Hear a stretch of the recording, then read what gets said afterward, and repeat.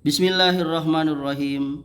Teman-teman sekalian yang dimuliakan Allah, para pecinta channel Amri ini, channel YouTube Amri ini, saya akan membacakan lagi lanjutan dari buku yang berjudul Bid'ah dan Khurafat di Indonesia, buah karya Abu Umar Abdillah, penerbit Wafa Press, pada halaman 49 dengan judul Hilangkan Mimpi Buruk dengan Membalik Bantal. Mungkin Anda pernah mengalami mimpi buruk, mimpi menyeramkan, menyedihkan atau menakutkan. Susahnya ketika sudah terbangun, lalu kembali tertidur. Ternyata mimpi buruk itu datang kembali layaknya film berseri.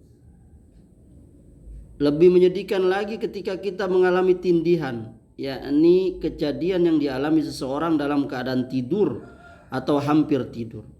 Ia berada antara kondisi sadar dan tidak, dan susah untuk bangun. Kadang ada yang merasa ada makhluk lain di sekitarnya, atau bahkan seperti ada makhluk tanpa bentuk yang menindihnya. Ketika seseorang bisa bangun, biasanya mereka terancam kalau hendak melanjutkan, karena hampir selalu kejadian seperti itu berlanjut.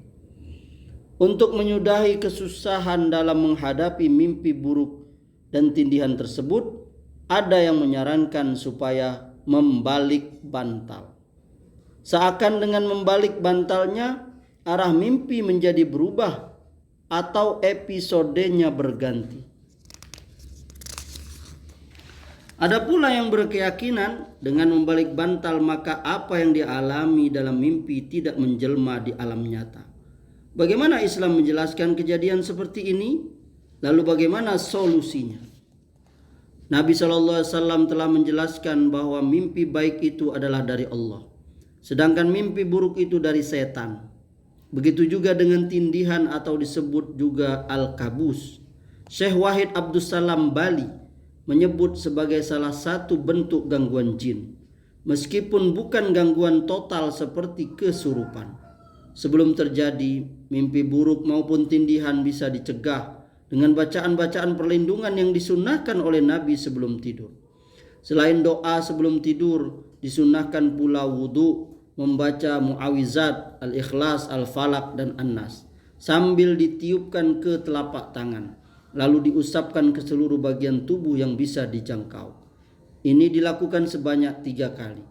Disunnahkan pula membaca ayat kursi rata-rata yang mengalami kejadian di atas karena melupakan sunnah-sunnah tersebut. Adapun ketika kejadian itu terlanjur terjadi, Nabi memberikan solusi yang artinya mimpi baik itu dari Allah, sedangkan mimpi buruk itu dari setan. Jika salah seorang di antara kalian bermimpi yang tidak disukai, maka hendaknya menghembuskan dengan sedikit ludah ke kiri 3 kali, lalu membaca ta'awuz kepada Allah dari keburukannya. Niscaya mimpi buruk itu tidak akan memudaratkannya. Hadis riwayat Muslim. Dalam riwayat lain, dianjurkan pula untuk merubah posisi tidur atau berpindah tempat, bukan dengan membalik bantal. Dan satu lagi, hendaknya ia tidak menceritakan mimpi buruknya itu kepada orang lain. Pernah seorang badui menceritakan kepada Nabi bahwa ia bermimpi seakan kepalanya dipukul hingga pecah. Maka Nabi bersabda yang artinya, janganlah kamu ceritakan kepada orang-orang tentang dirimu yang telah dipermainkan setan saat tidur. Hadis riwayat Muslim.